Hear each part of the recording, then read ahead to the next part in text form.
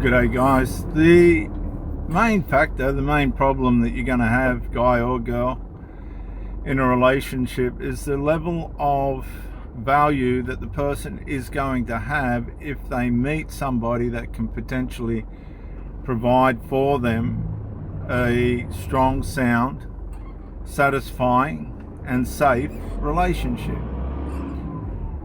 If they haven't got the value for that, then you're really just going to be stuck with somebody, or have a element of time with somebody that will deteriorate. They're going to deteriorate. They're going to go into what's known in the narcissistic world as devalue.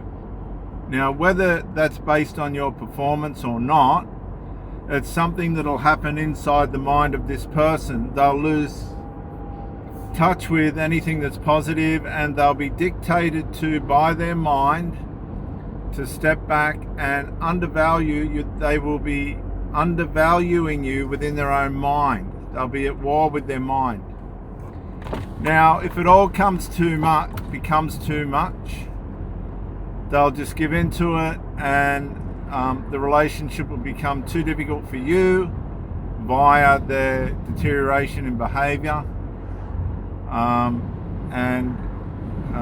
the way in which they'll step back and make distance, and possibly turn their attention to other things that have nothing to do with the relationship. That could be children, drugs, alcohol. They'll pay their attention to these other things and try and squeeze you in while they're doing it. Now, what this will do is cause you to do one or two things. You'll either try harder, or you'll say to yourself, this is going nowhere, this person's obviously not what I thought they were, and you'll give them some warnings, and if they don't take any notice, you'll realize that you've gotten caught with somebody that is not going to give you anything substantial or long lasting out of the relationship. Now, with that said, you've got to be able to work this out. A lot of us go into these wrestles with these people in their negligence of omission. They're not doing what they should, or commission, they're doing things that they shouldn't, which is causing aggravation, frustration, stress, worry, anxiety, and all these other things that come with it. And you're failing to recognize this and act accordingly to it. You go in the opposite direction. You think, if I can try harder, then things will get better. But that's not so. Absolutely not so. Because the pattern of behavior, if you've got yourself in check and you're producing and being what you're supposed to be within a relationship, the pattern of behavior and the negative behavior is coming from within the person's mind that you're dealing with. They've lost value. They're not going to behave and perform in a way that they should, like they did when you first met them. See, that's the deterioration. That's the devaluation. They've lost value. And this will be something that you sense. If you fail to act accordingly when you sense this, then what will happen is you will eventually move past anxiety, depression, and the normal, obvious, predictable levels of those reactions to this kind of behavior and negligence, you'll start to go into trauma, because you're allowing the behavior to affect you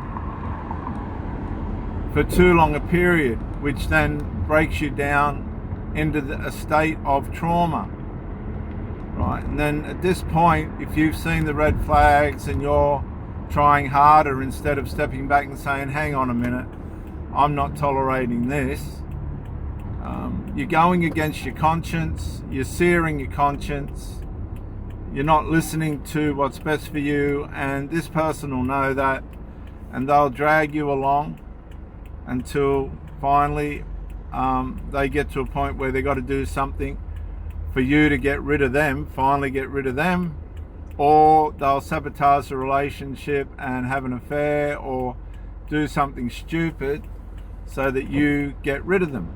That's called causing a reverse discard. They'll do things and set things up, which many of you know, in a way in which you have to say, look, I'm not doing this anymore, and you have to go.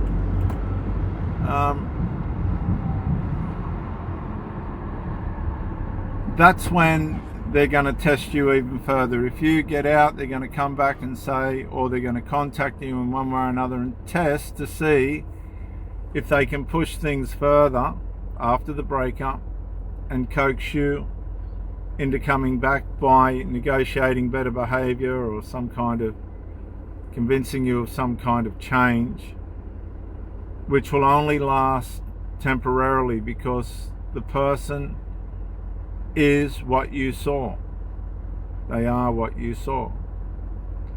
Now, I'm not saying this always happens. Sometimes people, by way of pain and loss, do come to their senses and they are able to change.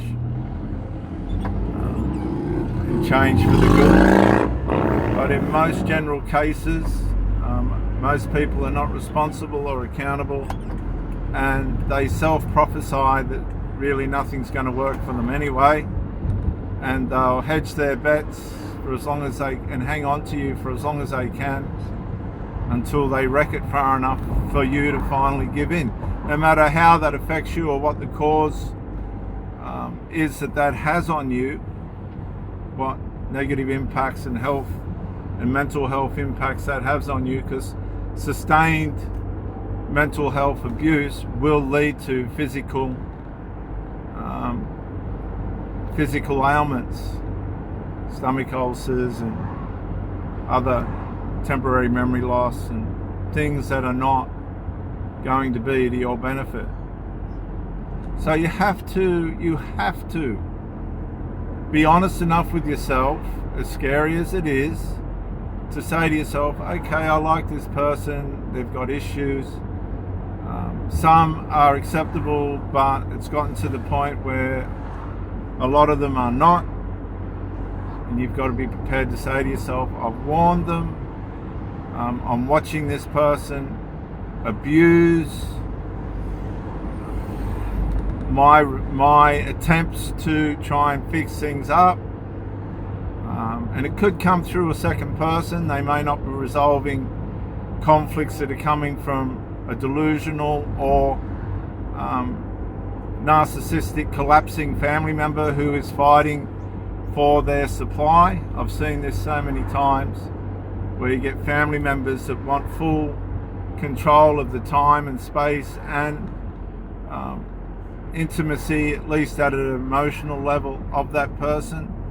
And you've come along and you're taking that away, and now there's a psychological, heavy psychological, micro-incremental, even dark triad means to sabotage, vandalize and convict who you are. They'll make up delusions and grandized ideas of, what they think you are, and this, that, and all the other. And if the other person does not stand up to that, well, you're in trouble anyway, because that's where the void is. The void is coming from the co-intimate association that person is having with the troublemaker. So you have to recognize these things. Say to yourself, oh, look, I've had enough of this. I've warned this person time and time again. They're still turning up stoned. They're still not resolving the issue with the family member. They're still getting drunk. They're still wasting the money. They're still running after people that don't matter, that are second and third tier levels of responsibility relative to their time. They're actually wasting my time. You have to say to yourself, I'm getting out, I'm stepping back. Micro-incrementally enable yourself to do that. Have that decided in your mind. Go forward into your healing and coming back to yourself, and don't look back. Do not look back. Keep moving forward. Keep doing what you need to do. Don't look back. Heal and never contact that person again, especially if there's no children involved. If there's children involved, get advice. But if there's no children involved, you don't need to contact that person again. You didn't belong with them, they didn't belong with you. Conclude on that, leave it at that, and find where your life is supposed to go and who you are supposed to spend it with.